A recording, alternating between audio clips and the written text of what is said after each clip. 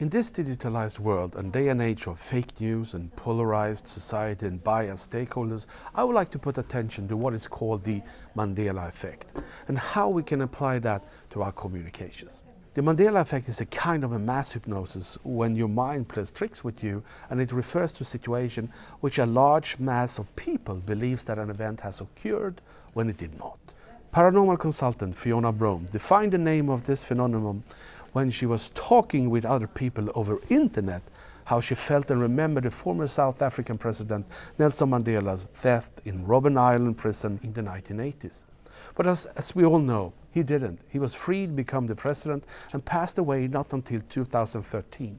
During her talk, she found out that many other people remembered seeing news stories about it and even recall a speech by his widow.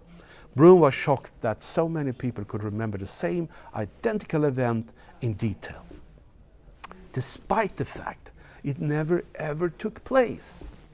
There are many different theories how this could occur, and one of them is called false memories. That is, when memories are recalled rather than remembered correctly. They are influenced to the point that they eventually become incorrect. Another one is the confabulation. That is when the brain filling in the gaps that are missing in your memories to make more sense of them. The Mandela effect is of high interest in communications, since communication is very much about convictions and perceptions.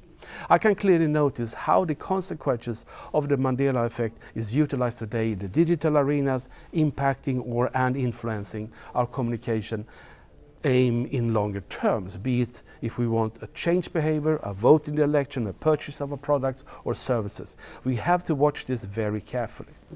Usually I talk about capitalizing on our head, heart and hand, or no feel do, as a winning strategic concept when communicating. Usually I state as well that we should emphasize on the heart side of communications, since that will bring the best impact of our communication efforts, simply due to the fact that our target stakeholders will hardly not remember what we said or did, but how they felt about what we were saying. And if that feel-good level is high, thinking and actions will follow naturally. This time though, and to mitigate the Mandela effect of your digital communication, I urge you to be fact-based, to focus on the brain side of the communications, the know part, so that the misconceptions and falsehoods can be mitigated promptly and as a result fill the confabulation gap. Misconception, be it big or small and subtle, tends to expand progressively and dramatically, since it is distributed digitally with high speed, with great frequency, around the clock, involving a large number of people and with a global reach. So to address the possibility of diluting your brand and your corporate narrative, we need counterattack our measures in the same way, with speed, with high frequency, 24/7, with global reach too. But with correct, accurate and fact-based information. The first action to be taken is to establish a watchdog grid. You need to have a structure and resources mapping what is stated about your company, products and values. Secondly, you need to respond instantly and smoothly.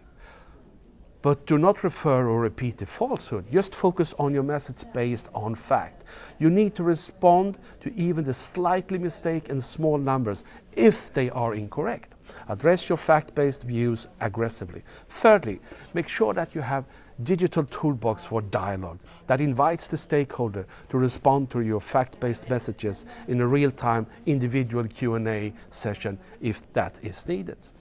So, to mitigate the Mandela effect of your digital communication efforts, filling the gaps and misconceptions of your narrative, you need to establish a watchdog grid, connect instantly based on facts, react to all misconceptions, big, small or subtle, and establish a direct dialogue. If you want, others will. Go for it.